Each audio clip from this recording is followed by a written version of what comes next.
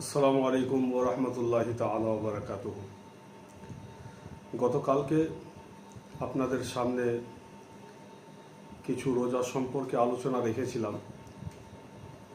আজকেও রোজা সম্পর্কেই কিছু আলোচনা রাখব।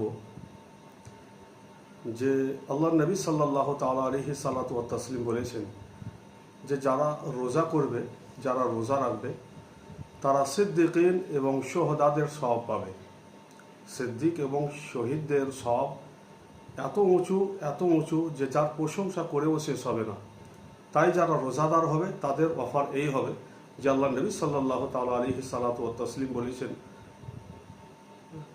যে তারা সিদ্দিকিন এবং শুহাদাদের সওয়াব পাবেন।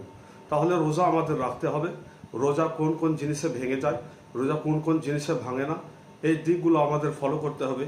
সেই দিক আমাদের স্মরণে থাকে না বলে অনেক ভুল ভ্রান্তি হয়ে থাকে। চোখে যদি কেউ ডপার দেয় তাহলে রোজা ভাঙবে কি ভাঙবে না? চোখে যদি কেউ ডপার দেয় তাহলে তার রোজা ভঙ্গ হবে না, তার রোজা ভাঙবে না।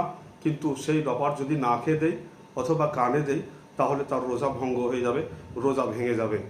10 সাল যদি বছর হয়ে যায়, সন্ততির বয়স যদি 10 সাল 10 বছর হয়ে যায় তাহলে তাকে রোজা রাখতে বলতে হবে। যদি সেই রকম ক্ষমতা থাকে তাহলে তাকে রোজা রাখতে বলতে হবে।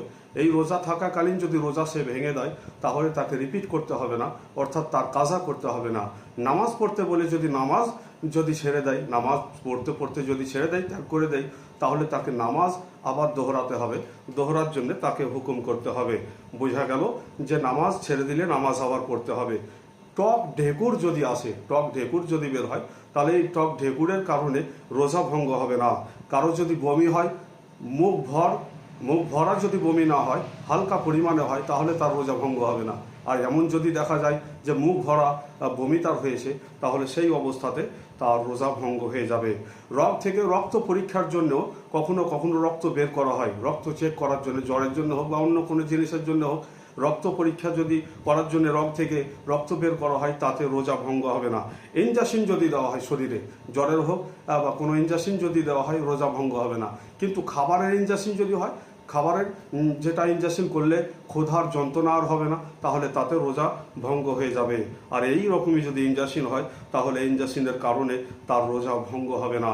ধোঁয়া যদি নাকে চলে যায়, লবণের ধোঁয়া হোক, বিড়ির ধোঁয়া হোক, চলে গেলে রোজা ভঙ্গ হবে না। কিন্তু যদি নিজে কেউ টানে তাহলে তার রোজা ভঙ্গ হয়ে যাবে। সেই জিনিস থেকে বাঁচতে হবে।